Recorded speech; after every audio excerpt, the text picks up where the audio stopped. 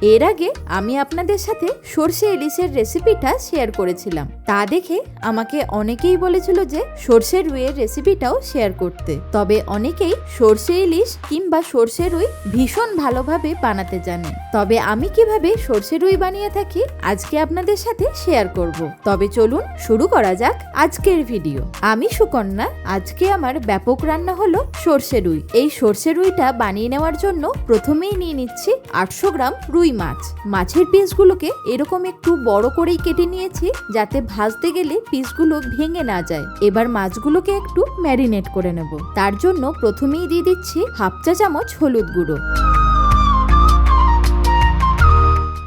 তার সাথে দেব 1 চা চামচ নুন। এরপর মাছের দুটো সাইডই ভালো করে মাখিয়ে নিতে হবে। আপনারা চাইলে একটু লেবুর রসও ব্যবহার করতে পারেন। যারা নতুন রান্না করছেন তাদের জন্য এই রেসিপিটা খুবই হেল্পফুল হবে। মাছগুলোকে দুটো সাইডই ভালো করে মেখে নেওয়ার পর এইটাকে একটা সাইডে রেখে দিয়ে একটা মশলার পেস্ট তৈরি করে নিতে হবে। তার জন্য একটা মিক্সির জার নিয়ে তাতে দিয়ে দেব 3 টেবিল চামচ হলুদ সর্ষে বা সাদা সর্ষে,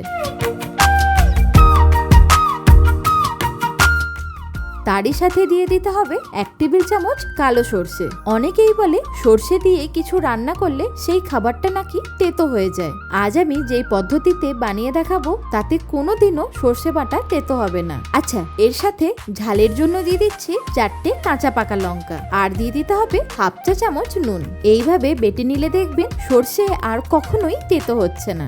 এখন এর মধ্যে সামান্য জল দিয়ে এটার একটা মিহি পেস্ট তৈরি করে নিতে হবে।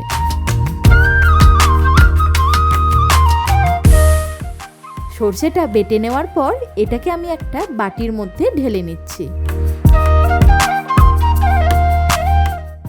তার সাথে দেখাচ্ছি দেখুন পেস্টটা কতটা সুন্দরভাবে স্মুথ হয়েছে। এর মধ্যে দেখুন কোনো রকম দানা নেই। এইরকম একদম ফাইন করে বেটে নিতে হবে। তবে অবশ্যই হলুদ সর্ষের পরিমাণটা একটু বেশি ব্যবহার করতে হবে কালো সর্ষের তুলনায়। এবার এই পেস্টটার মধ্যে 1/2 কাপের মতো জল দিয়ে এইটাকে ভালোভাবে গুলে নেব। এই পদ্ধতিতে সর্ষে দিয়ে যে কোনো কিছু রান্না করবেন দেখবেন খেতেও ভালো লাগবে।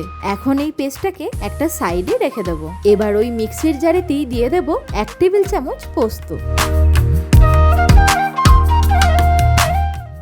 প্রথমে এইটাকে একটু ড্রাই অবস্থায় পেস্ট করে নিতে হবে, তাহলে পোস্তটাও কোনো রকম দানা দানা থাকবে না। শুকনোভাবে পেস্ট করে নেওয়ার পর এর মধ্যে কিছুটা জল দিয়ে আবারও ভালোভাবে পেস্ট করে নিতে হবে। এরই সাথে আমরা একটা মশলার ঘোলও বানিয়ে নেব। তার জন্য একটা বাটিতে দিয়ে দিচ্ছি 1/4 চা চামচ হলুদ গুঁড়ো, একই সাথে দিয়ে দিতে হবে 1/2 চা চামচ লাল লঙ্কার গুঁড়ো, আর দিয়ে দেব 1/4 চা চামচ কাশ্মীরি লঙ্কার গুঁড়ো। এতে সামান্য একটু জল দিয়ে মশলাটাকে ভালো করে গুলে নিতে হবে। এইভাবে যদি আগে থেকে গুঁড়ো মশলাগুলোকে একসাথে মিশিয়ে ঘোল বানিয়ে রাখা হয় তাহলে রান্না করার সময় মশলাটা পুড়েও যাবে না, আর মশলাটা ভিজে গিয়ে অনেকটা নরমও হয়ে যাবে। এবার মাছগুলোকে ভেজে নেওয়ার জন্য একটা কড়াই নিয়ে নিচ্ছে, তাতে দিয়ে দেব 100 মিলি সর্ষের তেল। তেলটা একটু গরম হলে এর মধ্যে দিয়ে দিতে হবে 1/2 চা চামচ নুন।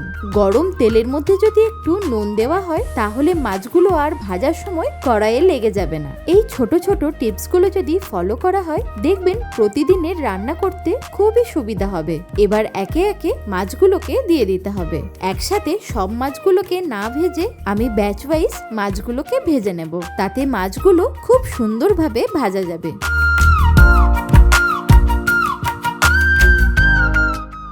একটা সাইড ভালোভাবে ভেজে নেওয়ার পর আর একটা সাইডও একইভাবে ভেজে নেব। তবে মাছগুলোকে একটু লাল করে ভাজতে হবে, যেন খুব বেশি কড়া না হয়ে যায়। যখন এইরকম করে মাছগুলো ভাজা হয়ে যাবে সেই সময় মাছগুলোকে তুলে নেব।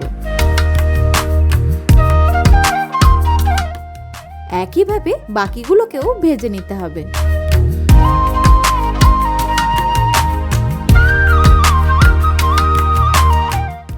মাছগুলো ভেজে নেওয়ার পর এবার এই তেলেতেই দিয়ে দিতে হবে 1/2 চা চামচ কালো জিরে, তারই সাথে দেব 2টো চেরা কাঁচা লঙ্কা। এখন ফোড়নটাকে হালকা একটু ভেজে নিয়ে এতে আগে থেকে তৈরি করা মশলার ঘোলটাকে দিয়ে দেব। মশলাটাকে 2-3 মিনিট একটু নাড়াচাড়া করে নিয়ে এবার দিয়ে দেব সর্ষে বাটাটাকে। এই সর্ষে বাটাটাকে প্রায় 4 থেকে 5 মিনিট ভালো করে ফুটিয়ে নিতে হবে।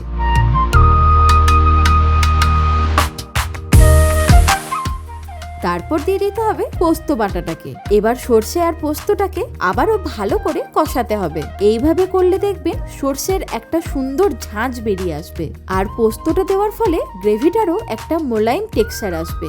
এখন একটা ঢাকা দিয়ে দেব যাতে মশলার তেলটা সুন্দরভাবে বেরিয়ে আসে। 4 থেকে 5 মিনিট কষিয়ে নেওয়ার পর ঢাকাটা খুলে দেখাচ্ছি, দেখুন তেলটা সুন্দরভাবে বেরিয়ে এসেছে আর গ্রেভিটাও অনেকটা ঘন হয়ে গেছে। এরপর এর মধ্যে দিয়ে দেব 1 কাপের মতো জল। আমরা যেহেতু মাছগুলোকে দিয়ে কিছুক্ষণ ফোটাবো, তাই জলের পরিমাণটা একটু বেশি ব্যবহার করতে হবে। এবার এই সময় ভেজে রাখা মাছগুলোকে দিয়ে দিচ্ছি। ভালো করে একবার গ্রেভিটা ফুটে যাওয়ার পর এবার ফ্লেমটা একেবারে লো করে দিয়ে আরো 6 থেকে 7 মিনিট ফুটিয়ে নেব। তবে এই গ্রেভিটাকে অবশ্যই ঢাকা দিয়ে ফোটাতে হবে। মাঝে একবার করে ঢাকাটা খুলে নাড়াচাড়া করে দেব, তাহলে কড়াইতে আর লাগবে না। যখন দেখবেন মাছের গ্রেভিটা এইরকম ভাবে ঘন হয়ে এসেছে, সেই সময় একটু ফ্লেভারের জন্য দিয়ে দিতে হবে কয়েকটা চেরা কাঁচা লঙ্কা। তারই সাথে দেব 1 টেবিল চামচ সর্ষের তেল।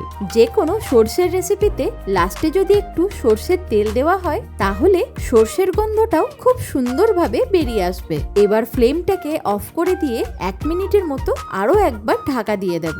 1 মিনিট পর এবার এটাকে আমি গরম গরম ভাতের সাথে পরিবেশন করে নিচ্ছি। এইভাবে সর্ষে রুই বানিয়ে দেখবেন, কোনো রকম তেতো তো হবেই না, অথচ সুন্দরভাবে সর্ষের ঝাঁঝটাও বেরিয়ে আসবে। যারা সর্ষে দিয়ে মাছের রেসিপি বানাবেন তারা অবশ্যই এই পদ্ধতিতে বানিয়ে দেখবেন, আর আমাকে কমেন্টে জানাবেন কেমন হয়েছে। আরও এরকম সর্ষের রেসিপি বা অন্য কোনো মাছের রেসিপি দেখতে চাইলে সেইটাও আমাকে কমেন্টে জানাবেন। ভালো থাকুন, সুস্থ থাকুন, দেখতে থাকুন ব্যাপক রান্নাঘর।